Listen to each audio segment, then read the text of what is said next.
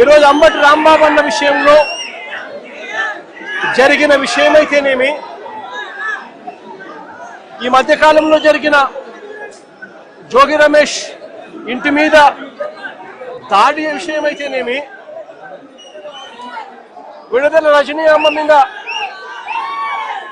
Attack చేసిన విషయమైతేనేమి, బోళ్ళ బ్రహ్మనాయుడన్న మీద attack చేసిన విషయమైతేనేమి, అన్నీ కూడా ఈ మధ్య కాలంలోనే జరిగిన ఈ కొన్ని ఘటనలు మాత్రమే ఉటకరించినా కూడా జంగల్ రాజ్ అనేది ఏ స్థాయిలో ఉంది ఈ రాష్ట్రంలో అన్నది ఇట్టే అర్థమయ్యే విషయాలు. నేను అడుగుతా ఉన్నాను, అంబటి రాంబాబు అన్న చేసిన తప్పేమిటి అని అడుగుతా ఉన్నా.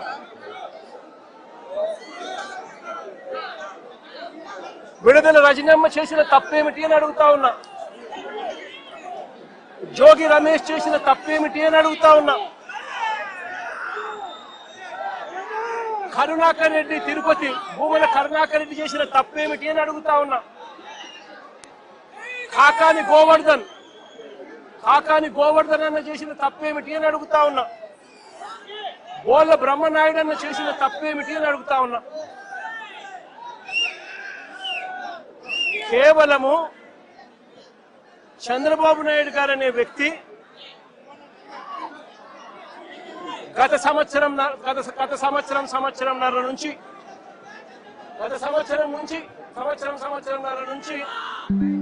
చంద్రబాబు నాయుడు గారు కావాలని ఉద్దేశపూర్వకంగా అబద్ధాలతో కూడిన ప్రకటనలు చేస్తూ ప్రజలను మభ్యపెట్టే కార్యక్రమం చేశాడు. తిరుపతి నెయ్యిలో, పవిత్రమైన తిరుపతి నెయ్యిలో భక్తుల మనోభావాలను దెబ్బతీసే విధంగా కావాలని కుట్రపూరితంగా ఆ నెయ్యిలో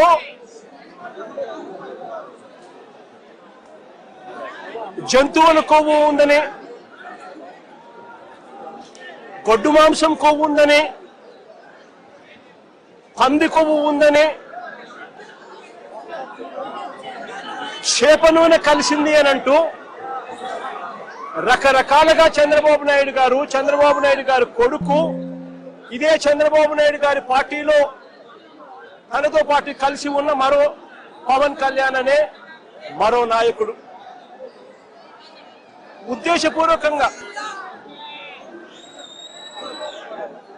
మన వెంకటేశ్వర స్వామి ప్రతిష్టను మనమే దెబ్బతీస్తున్నాము అని చెప్పి ఏమాత్రము కూడా కనీసము దేవుడంటే భయము లేకుండా, దేవుడంటే భక్తి లేకుండా రాజకీయాల కోసం దేవుడిని ఉపయోగించడం మొదలుపెట్టారు.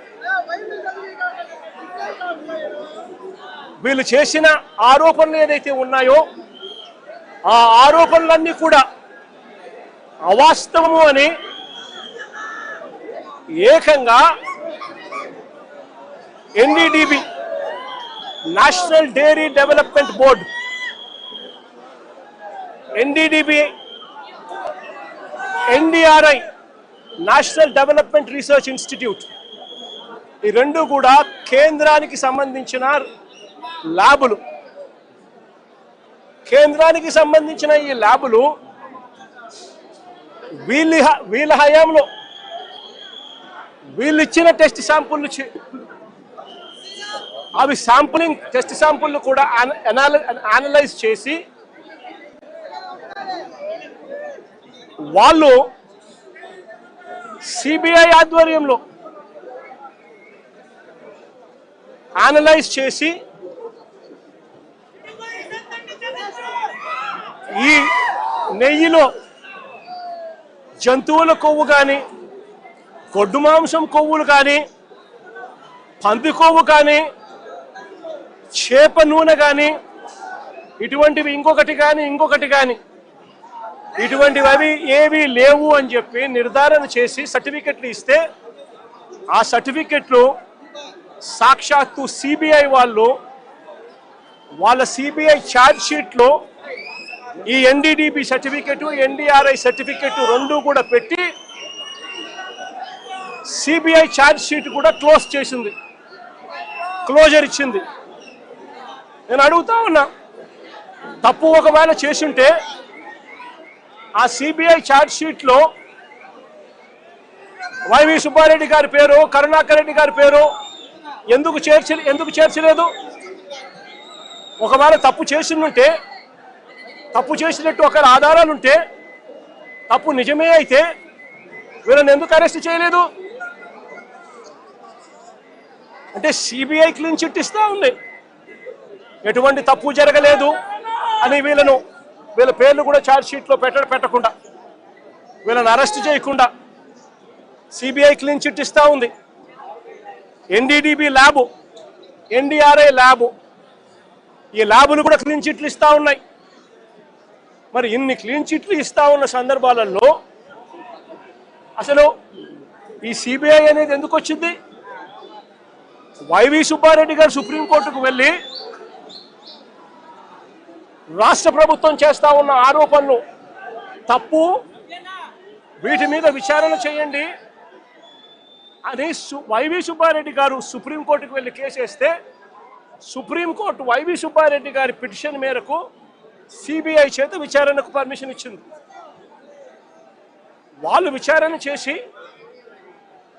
వీళ్ళెవరూ తప్పు చేయలేదు అని చెప్పి నిర్ధారించి ఎన్డీడీబీ, ఎన్డీఆర్ఐ ల్యాబుల సర్టిఫికెట్ను కూడా పొందుపరిచి క్లీన్ చిట్లు ఇస్తే చంద్రబాబు నాయుడు గారు అనే వ్యక్తి, పవన్ కళ్యాణ్ అనే వ్యక్తి, నారా లోకేష్ అనే వ్యక్తి, ఇంకా ఇటువంటి అన్యాయస్తులు ఎవరైతే ఉన్నారో వీళ్ళంతా కూడా చేసిన తప్పుకు చంపలేసుకొని ప్రజలకు, వెంకటేశ్వర స్వామికి చేసిన తప్పులకు లెంపలేసుకొని క్షమాపణ కోరాల్సింది పోయి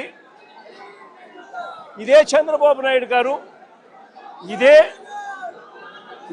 ఇదే లోకేష్ అనే చంద్రబాబు నాయుడు గారి కొడుకు, ఇదే పవన్ కళ్యాణ్ అనే ఇంకొక వ్యక్తి, వీళ్ళంతా కూడా కూడబలుపుకొని మళ్ళీ అదే అబద్ధాలను నిజమనిపించే విధంగా చెప్పాలని చెప్పి గోబల్స్ ప్రచారం చేయాలి అన్న దుర్బుద్ధితో, దురాలోచనతో వక్రీకరిస్తూ ఏకంగా ఫ్లెక్సీలు పెడతారు. నేను అడుగుతా ఉన్నా, తప్పుడు సమాచారాలతో, తప్పుడు విషయాలతో, కుల మతాలను రెచ్చగొట్టే విధంగా అబద్ధాలతో ఫ్లెక్సీలు పెట్టే అధికారం ప్రజాస్వామ్యంలో ఎవరికైనా ఉందా అని అడుగుతా ఉన్నా. ఇదే మాదిరిగా మేము కూడా ఫ్లెక్సీలు పెడితే మీరు ఒప్పుకుంటారా అని అడుగుతా ఉన్నా ఇదే చంద్రబాబు నాయుడు గారిని. సూపర్ 6, సూపర్ 7 ఎన్నికలప్పుడు మోసం చేశావు, బాండ్లు ఇచ్చావు, సూపర్ 6, సూపర్ 7 అని చెప్పి ఎన్నికలప్పుడు చెప్పావు, ఎన్నికలు అయిపోయాక మోసం చేశావని చెప్పి ఫ్లెక్సీలు పెడితే ఒప్పుకుంటావా చంద్రబాబు అని అడుగుతా ఉన్నా. అబద్ధాలు చెబుతూ, వక్రీకరిస్తూ అన్యాయాలు చేస్తా ఉన్న ఈ వ్యక్తి మీద ఇలాంటివే ఇంకా ఎన్నైనా చేస్తూ ఫ్లెక్సీలు పెడితే ఒప్పుకుంటారా అని అడుగుతా ఉన్నాను.